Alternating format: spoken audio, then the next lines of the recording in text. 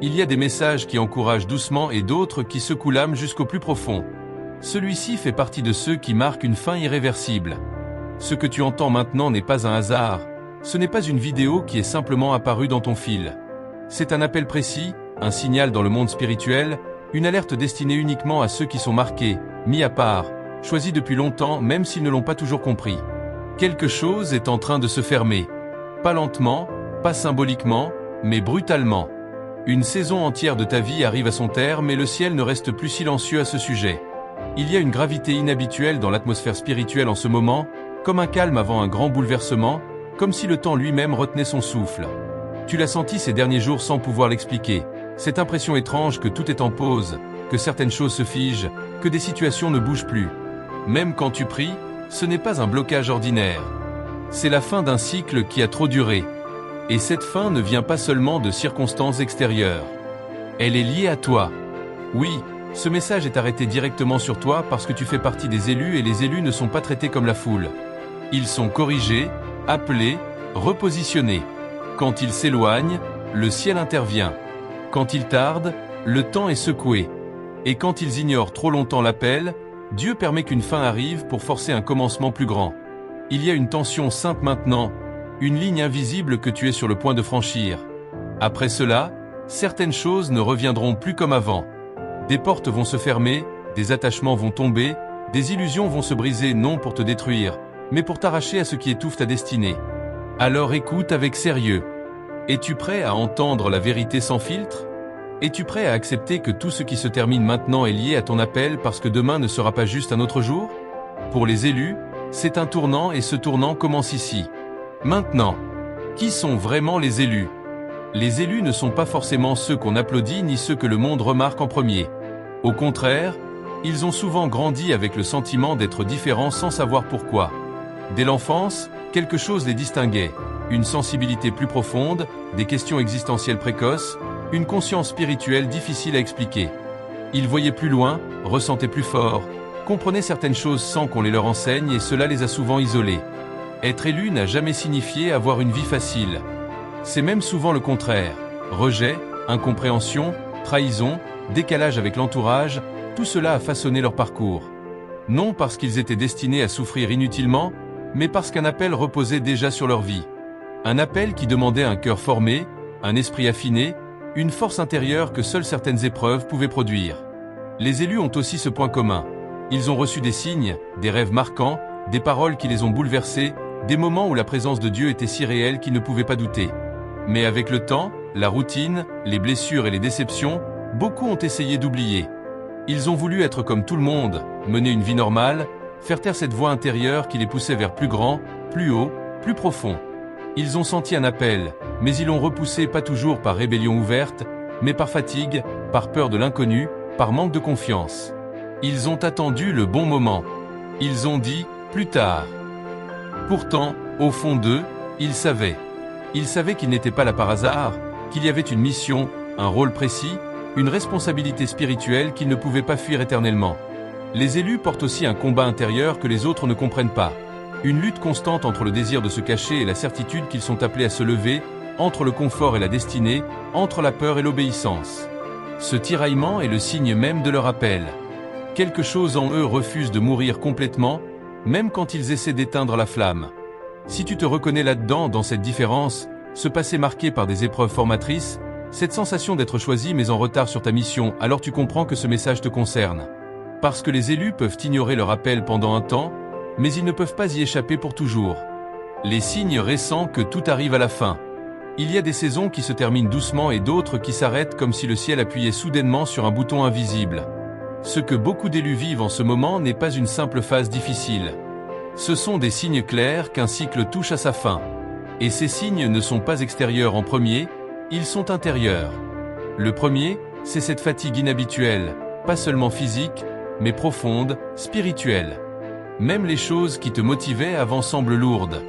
Tu pries mais tu as l'impression de porter un poids. Tu avances mais sans élan.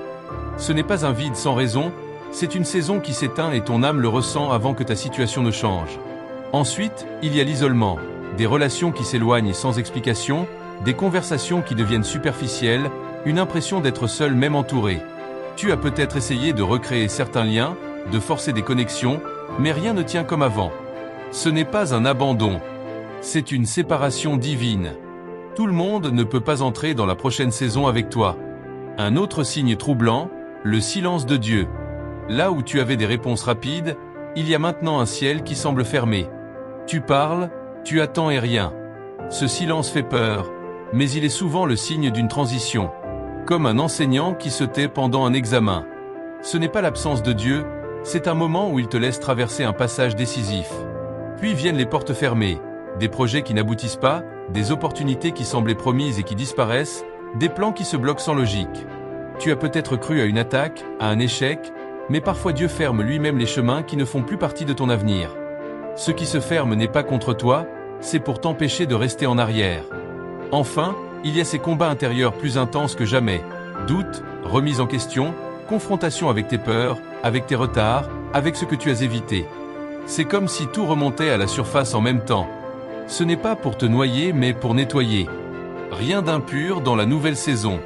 Tous ces signes ont un point commun, ils annoncent une fin nécessaire. Ce n'est pas la fin de ta destinée, c'est la fin de ce qui a retardé ton esprit le sait déjà. Les actes des élus qui ont déclenché ce tournant. Il est difficile d'entendre certaines vérités, surtout quand elles nous concernent directement. Pourtant, ce tournant spirituel ne vient pas de nulle part. Il ne s'agit pas d'un changement arbitraire ni d'une décision soudaine sans raison. Quelque chose dans le parcours des élus a contribué à amener ce moment précis non pour les condamner, mais pour les réveiller. La première chose, c'est cette désobéissance subtile. Pas forcément un refus clair et déclaré, mais ces petits, plus tard, répétés, ces directions intérieures ignorées, ces intuitions mises de côté. Dieu ne parle pas toujours avec fracas. Parfois c'est une conviction douce, persistante, et les élus l'ont ressenti. Mais ils ont choisi d'attendre, de repousser, de négocier avec le temps. Puis sont venus les compromis pas toujours visibles aux yeux des autres, mais réels dans le cœur. Accepter des situations qui étouffaient leur appel, tolérer des environnements qui affaiblissaient leur feu spirituel, s'adapter au lieu de se positionner. À force de vouloir éviter les conflits, ils ont parfois compromis leur alignement. Or ce qui semble petit finit par créer une distance profonde. Il y a aussi eu les retards, des saisons entières passées à tourner autour de la mission sans y entrer vraiment. Apprendre, réfléchir, analyser, mais sans poser l'acte d'obéissance décisif. Les élus ont souvent voulu être prêts à 100%, sans faille, sans peur. Mais l'appel de Dieu demande la foi, pas la perfection. Et l'attente excessive est devenue une manière de ne pas avancer. La peur a joué un rôle majeur, peur de l'échec, peur du regard des autres, peur de perdre certaines sécurités, peur d'être exposé. Cette peur a ralenti des décisions qui devaient être prises depuis longtemps. Elle a murmuré, ce n'est pas le moment. Tu n'es pas capable. Reste dans ce que tu connais. Et peu à peu, la mission est passée au second plan. Certains ont même fui intérieurement. Ils ont senti l'appel devenir plus pressant. Alors ils se sont distraits. Activités, préoccupations, responsabilités secondaires ont rempli l'espace. Non parce qu'ils ne croyaient plus, mais parce qu'ils voulaient faire taire cette pression spirituelle qui leur rappelait qu'ils étaient appelés à plus. Mais voici la vérité, Dieu n'abandonne pas les élus à leur retard. Quand ils s'éloignent trop de leur trajectoire, il permet un tournant, une fin, un bouleversement qui casse les anciennes structures non pour punir, mais pour repositionner. Ce moment que tu vis maintenant est le résultat de cet amour exigeant, un arrêt divin pour empêcher une destinée de se perdre définitivement. Pourquoi Dieu met fin à cette saison maintenant ? Ce qui se passe maintenant n'est ni une coïncidence ni une réaction émotionnelle du ciel. Dieu ne met jamais fin à une saison sans raison précise. S'il ferme une période de ta vie aujourd'hui, c'est parce que cette saison a accompli ce qu'elle devait produire et que rester plus longtemps deviendrait un obstacle, pas une bénédiction. D'abord, c'est la fin des cycles répétitifs. Tu as peut-être remarqué ce schéma qui revenait encore et encore, mêmes erreurs, même blocage, même type de relation, même luttes intérieures. Comme si tu tournais en rond malgré tes prières. Dieu ne veut pas que les élus vivent dans des boucles. À un moment, il brise le cycle, même si cela demande une rupture brutale. C'est aussi la fin des illusions. Certaines choses te semblaient stables, rassurantes, suffisantes, mais en réalité elles te maintenaient en dessous de ce à quoi tu es appelé. De fausses sécurités, des attachements émotionnels, des plans que tu croyais bons mais qui ne venaient pas de lui. Dieu met fin à ces illusions pour que tu vois avec clarté, ce qui tombe n'était pas ton futur, seulement un confort temporaire. Il y a également la fin des retards. Le temps de l'attente prolongée touche à sa limite. Pas parce que Dieu est pressé, mais parce que ta destinée ne peut plus rester suspendue. Chaque saison a une fenêtre. Quand elle se ferme, Dieu agit pour repositionner ses élus dans le calendrier divin. Ce qui ressemble à une fin est en réalité une accélération déguisée. Cette fin est aussi une purification. Tout ce qui s'est mélangé à ton appel peur, blessure, dépendance, distraction ne peut pas entrer dans la prochaine étape. Dieu ne transporte pas l'ancien dans le nouveau. Il nettoie, il sépare, il enlève ce qui affaiblit ta voix, ce qui brouille ta vision, ce qui ralentit ton obéissance. Cette séparation peut faire mal, mais elle rend libre. Enfin, c'est une séparation nécessaire entre ce qui était pour une saison et ce qui est pour ta destinée. Certaines personnes, certains environnements, certaines habitudes étaient utiles à un moment donné, mais ils ne sont pas conçus pour aller plus loin avec toi. Dieu ne détruit pas ces choses par colère, mais par précision. Il ajuste ta vie à ton appel. Si cette saison se termine maintenant, c'est parce que rester serait plus dangereux que partir. Dieu préfère te secouer que te laisser t'endormir. Cette fin n'est pas un rejet, c'est un repositionnement divin vers ce que tu ne pouvais pas atteindre en restant là où tu étais. Ce qui meurt demain dans ta vie. Quand Dieu met fin à une saison, ce ne sont pas seulement des circonstances qui changent. Quelque chose meurt réellement. Pas une mort physique, mais une fin spirituelle, intérieure, structurelle.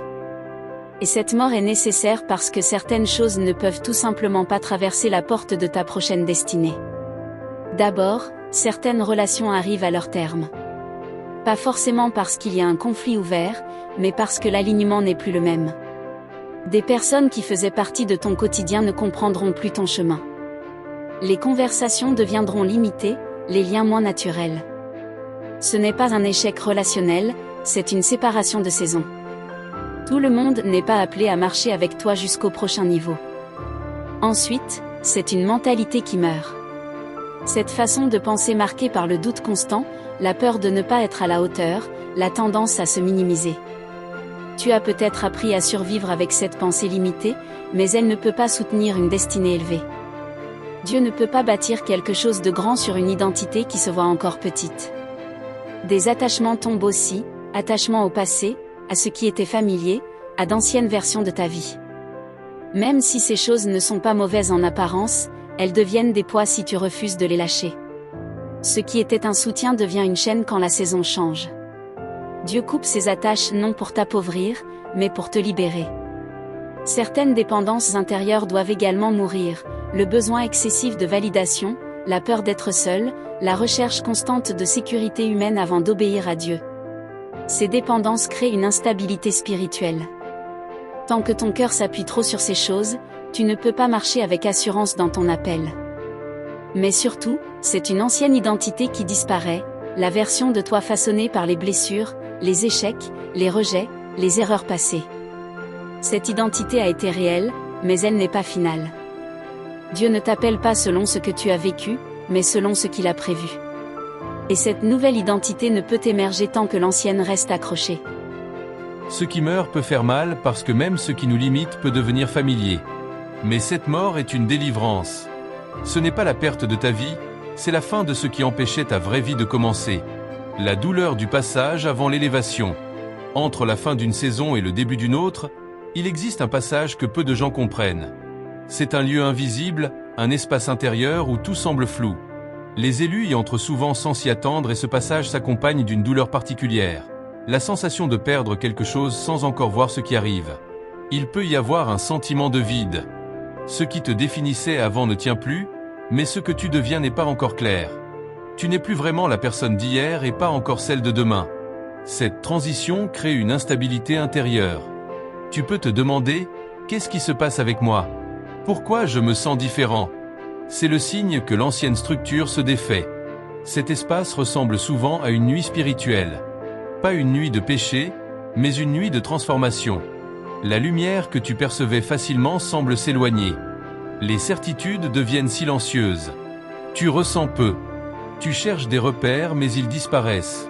Ce n'est pas un abandon, c'est une traversée. Certaines métamorphoses ne se font que dans l'obscurité. La solitude devient aussi plus intense. Même entouré, tu peux te sentir incompris. Les autres ne voient pas ce que tu vis intérieurement. Ils pensent que tout est normal alors qu'un bouleversement profond est en cours en toi. Cette solitude n'est pas là pour t'isoler du monde, mais pour te détacher de ce qui t'empêchait d'entendre clairement la voix de Dieu. Le silence de Dieu est peut-être l'aspect le plus difficile. Tu aimerais une parole claire, une confirmation, un signe évident. Mais le ciel reste calme. Ce silence te pousse à marcher par pur, sans émotion, sans preuve. C'est une étape de maturité spirituelle. Apprendre à continuer même quand tu ne ressens rien. Pendant ce passage, une transformation intérieure se produit. Dieu travaille en profondeur là où personne ne voit. Il change tes motivations. Il renforce ton caractère. Il brise certaines dépendances invisibles. Tu ne le vois pas toujours sur le moment, mais tu ne ressortiras pas de ce passage comme tu y es entré. Cette douleur n'est pas la preuve que tu t'éloignes de ta destinée. Elle est le signe que tu t'en approches. Avant l'élévation, il y a toujours une descente intérieure, un dépouillement. Ce qui se défait aujourd'hui prépare ce qui sera solide demain. Ce que Dieu prépare après cette fin. Après la douleur, après la perte, après la nuit spirituelle, il y a un jour nouveau. Ce que Dieu prépare pour toi ne ressemble à rien de ce que tu as connu jusqu'ici. Il ne s'agit pas seulement de réparation ou de consolation. Il prépare une véritable élévation, une nouvelle saison où tout devient clair et puissant. D'abord, une nouvelle autorité t'attend. Là où tu étais limité par les circonstances, par le regard des autres ou même par tes propres doutes, Dieu te place dans un positionnement où ta voix, tes décisions et tes actions auront un impact tangible. Tu seras reconnu dans les sphères invisibles et visibles comme celui ou celle qui marche dans l'appel divin avec puissance et discernement. Ensuite vient la restauration complète. Ce qui a été brisé, délaissé ou volé te sera rendu de façon multipliée. Tes relations se réorganiseront, ton cœur sera apaisé et les blessures du passé ne contrôleront plus tes choix. Tout ce qui t'a affaibli sera utilisé pour construire ton témoignage et pour t'enseigner ce qui devient maintenant vital pour ta mission. La clarté s'installe dans ton esprit. Toutes les confusions, les doutes et les questions non résolues s'éclairent. Tu comprendras les raisons derrière les fins douloureuses, les retraits et les séparations que tu as vécues. Ce que tu prenais pour des échecs devient un plan divin et chaque pièce se place exactement là où elle doit être. Puis vient l'élévation spirituelle, émotionnelle, mentale. Les niveaux que tu n'osais atteindre deviennent accessibles. Les limitations qui te retenaient disparaissent. Tu marches avec assurance et autorité, sachant que chaque pas est soutenu par la main de Dieu. Ta mission s'accélère, les retards ne sont plus permis et le ciel ouvre la voie pour que tu avances rapidement vers l'accomplissement de ce pourquoi tu as été choisi. Les opportunités, les révélations et les connexions se multiplient. Tout ce qui était lent devient rapide. Tout ce qui était caché devient visible. Enfin, la faveur divine t'accompagne comme jamais auparavant. Le soutien céleste se manifeste dans ta vie. Les obstacles tombent devant toi et des forces invisibles travaillent pour t'ouvrir les portes de ce que tu croyais impossible. Cette saison n'est pas seulement un nouveau départ, c'est une promesse d'accomplissement, de gloire et de puissance dans le plan divin. Après cette fin, rien ne sera plus jamais pareil. Ce que tu vois maintenant comme perte ou silence devient le tremplin d'une destinée extraordinaire. Il est temps de lever les yeux et de marcher avec foi car Dieu a préparé quelque chose de plus grand que tout ce que tu pouvais imaginer. Les dons cachés qui s'éveillent dans la crise. Il y a des dons, des talents, des capacités spirituelles qui dorment dans chaque élu. Parfois ces dons restent invisibles même à leurs propres yeux, car ils n'ont jamais été mis à l'épreuve ou parce que l'ancien cycle ne les nécessitait pas. Mais quand une saison se termine, ces dons se révèlent. La fin agit comme un catalyseur. Ce qui dormait se réveille soudainement, prêt à être utilisé pour accomplir la mission divine. Ces dons ne sont pas seulement des aptitudes ordinaires, ils sont la réponse directe aux besoins du temps présent. Il peut s'agir de discernement spirituel, de paroles prophétiques, d'autorité sur certaines sphères invisibles, de vision divine ou même de capacité de guérison et d'intercession.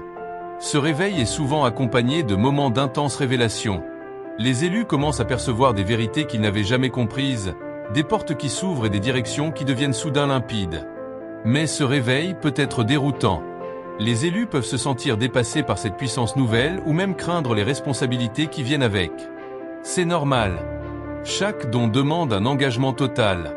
Chaque aptitude spirituelle exige la discipline, la foi et la patience. Le danger serait de fuir ou de sous-utiliser ces dons comme ils l'ont peut-être fait par le passé. Car chaque don est lié à un appel précis et ne peut être séparé de la mission pour laquelle il a été donné. Ce moment est donc crucial. Ce qui s'éveille maintenant peut transformer non seulement la vie de l'élu, mais aussi celle de ceux qui l'entourent et même influencer des générations. Les élus qui reconnaissent ces dons, qui acceptent la responsabilité et qui agissent avec courage se positionnent pour marcher dans une puissance qui dépasse l'entendement humain. Les autres pourraient ressentir la frustration de ne pas comprendre leur rôle ou de voir les occasions passer. Dieu utilise la fin des saisons pour éveiller ce qui était caché, pour amplifier ce qui semblait ordinaire et pour révéler que chaque élu a été équipé pour accomplir l'inattendu. C'est un temps de redécouverte, de réveil et de transformation radicale. Ce qui dormait devient vivant, ce qui était silencieux devient audible. Ce qui était faible devient fort. Le cycle terminé ne laisse derrière lui que la révélation de ce qui doit désormais être utilisé pour la gloire divine. Vivre dans la lumière malgré les épreuves. Lorsque tout semble s'effondrer, rester dans la lumière devient un choix. Les élus sont confrontés à des moments où la confusion, la douleur et la peur semblent plus fortes que leur foi. Mais c'est exactement dans ces moments que la lumière doit être maintenue. Rester dans la lumière ne signifie pas l'absence de lutte, mais la décision de marcher malgré la nuit. Chaque épreuve agit comme un test.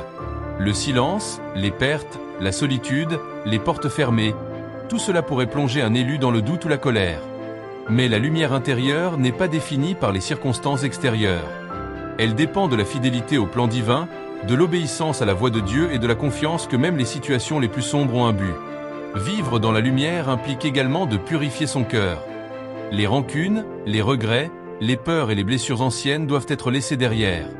Tant que l'élu porte le poids du passé, la lumière se trouve partiellement voilée. L'épreuve devient alors une opportunité, une chance de marcher dans la vérité, de purifier son esprit et de rester aligné avec la destinée divine. Il y a également une dimension d'influence. Les élus qui restent dans la lumière, même dans les difficultés, deviennent des phares pour ceux qui les entourent. Leur courage, leur foi et leur persévérance inspirent et éveillent d'autres âmes. Même silencieusement, leur posture spirituelle crée un impact que l'on ne voit pas toujours immédiatement, mais qui se manifeste dans le temps. Enfin, vivre dans la lumière est une préparation pour la gloire à venir. Les saisons de douleur et de rupture ne sont pas permanentes. Elles forment le chemin vers des révélations et des ouvertures plus grandes. Les élus qui choisissent la lumière malgré tout, ceux qui semblent tomber autour d'eux seront placés dans des positions où leur influence, leur autorité et leur pouvoir spirituel seront pleinement manifestés. La lumière devient non seulement un choix, mais une arme contre le chaos et une clé pour entrer dans la nouvelle saison. Héritage et impact de l'élu. Chaque élu ne marche pas seulement pour lui-même.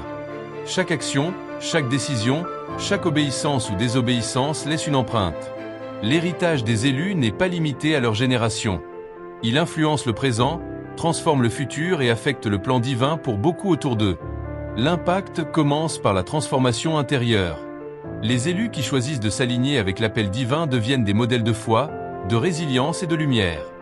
Leur manière de surmonter les épreuves, de répondre à l'injustice et de rester fidèles à leur mission inspire d'autres âmes à marcher sur le même chemin. Même les générations suivantes ressentiront cette influence, parfois inconsciemment dans leurs choix, leurs valeurs et leur vision de la vie. Ensuite, il y a un impact concret dans le monde spirituel et naturel. Chaque élu détient un rôle dans le maintien de l'ordre divin, dans la protection de missions et dans l'avancement de plans qui dépassent la compréhension humaine. Leur position n'est pas accidentelle. Chaque décision influence les sphères visibles et invisibles. Lorsque l'élu agit avec alignement et obéissance, les bénédictions, les ouvertures et les miracles se multiplient et le monde autour de lui commence à changer. Mais il y a aussi une responsabilité. Les actions qui retardent ou sabotent l'appel ont un effet immédiat. Elles ralentissent non seulement la progression de l'élu, mais peuvent affecter d'autres vies qui dépendent de cette lumière. C'est pourquoi chaque moment de foi ou de désobéissance a un poids bien réel. La destinée personnelle et l'héritage collectif sont liés. Enfin, l'élu est appelé à laisser une trace durable. Les œuvres, les paroles, les choix et surtout l'exemple de sa vie construisent un héritage spirituel qui continue bien après son passage. Ceux qui franchissent la fin de leur ancienne saison et embrassent pleinement leur appel deviennent des piliers, des catalyseurs de changement et des témoins vivants de la puissance divine. L'élu ne vit jamais seulement pour lui. Il vit pour l'éternité, pour l'histoire et pour le plan que Dieu a préparé depuis toujours. Avertissement final aux élus. Écoutez attentivement, élus. Le temps n'est plus aux hésitations. Ce moment est solennel, décisif et il ne revient pas. Dieu parle aujourd'hui avec urgence et chaque instant compte. Ce que tu choisis maintenant déterminera la manière dont ta destinée se déploiera demain. Ne résiste pas au mouvement divin. Ne repousse pas l'appel qui t'a été fait depuis des années. Les retards, les doutes et les excuses ne sont plus permis. Chaque hésitation crée une barrière entre toi et la plénitude de ce que Dieu a préparé. Ce n'est pas un avertissement vide, c'est une porte qui se ferme pour que tu ne puisses plus revenir en arrière sur ce qui doit être accompli. Ne retourne pas à ce qui appartient au passé. Les anciennes sécurités, les habitudes qui te retenaient, les relations ou situations toxiques, tout cela est derrière toi. Tenter de les ramener serait repousser la bénédiction et retarder la mission qui t'attend. Le ciel exige une obéissance immédiate, totale et sincère. Choisis l'obéissance aujourd'hui, pas demain, pas plus tard, mais maintenant. Ton futur spirituel se construit à partir de ce moment précis. Les élus qui décident de marcher avec foi, de se libérer des poids du passé et d'embrasser leur appel recevront direction, protection et ouverture. Ceux qui hésitent ou refusent s'exposent à des retards et des luttes qui auraient pu être évités. Sache que l'urgence spirituelle n'est pas une menace, mais un signal d'amour divin. Dieu veut que tu réussisses, que tu franchisses ce passage avec force et clarté, mais il ne forcera jamais l'âme à avancer. La décision est entre tes mains. Élu, le moment est venu de trancher, avancer avec Dieu ou rester dans l'ombre du passé. Que ton cœur ne doute pas, que tes pas ne vacillent pas. La saison change et le ciel observe chaque choix. Ne laisse pas cette occasion unique passer. Obéis, lève-toi, marche maintenant. Écoute, élu, le temps des hésitations est terminé. Aujourd'hui, une nouvelle ère commence pour ceux qui acceptent de marcher dans l'appel divin. Par cette parole, je proclame avec autorité, tout ce qui appartenait à l'ancienne saison est désormais rompu. Les chaînes invisibles, les cycles de retard, les peurs et les doutes qui vous retenaient sont brisés par le pouvoir de Dieu. Rien de ce qui vous retenait ne pourra se relever contre votre destinée. Je déclare que la libération arrive maintenant. Chaque poids spirituel, émotionnel ou mental qui a limité votre croissance, chaque limitation imposée par les circonstances ou par les autres, tout cela est annulé. L'ancien ne tient plus. La faveur divine se manifeste pour que vous soyez relevés, restaurés et fortifiés. Vos ennemis spirituels sont neutralisés, vos blocages sont dissous et les portes du ciel s'ouvrent largement devant vous. Je proclame l'activation de votre destinée. Ce que vous avez attendu, ce que vous avez prié, ce que vous avez espéré mais repoussé par peur ou doute, tout devient maintenant réalité. Vos talents, vos visions, vos missions spirituelles s'alignent avec le plan divin. Vous êtes placés pour influencer, pour transformer, pour marcher dans la puissance que Dieu a réservée aux élus. Entrez dans cette nouvelle saison avec foi et assurance. La clarté vous accompagne, la faveur divine vous enveloppe et la force du ciel agit en vous. Vous ne marchez plus comme avant. Vous marchez comme des élus pleinement armés pour accomplir l'œuvre divine. Chaque pas est soutenu, chaque décision est guidée et chaque action est bénie. Recevez cette parole comme un décret céleste. La fin de l'ancien est complète. L'ouverture de la nouvelle saison est immédiate et votre ascension commence maintenant. Le ciel proclame votre victoire. Marchez avec courage. Marchez avec lumière. Marchez en élu pleinement éveillé. Le passé est détruit. L'avenir est activé et le présent est votre tremplin. Allez manifester ce que Dieu a préparé pour vous. La saison des grandes réalisations est ouverte. Maintenant, entrez dans votre destinée. Si cette parole t'a touché, ne pars pas sans t'abonner, liker et partager cette vidéo. Tu ne sais pas qui a besoin d'entendre ce message aujourd'hui. En partageant, tu deviens un canal de lumière, un messager pour quelqu'un qui attend une réponse. Que la grâce de Dieu t'accompagne et on se retrouve très bientôt pour une autre révélation puissante.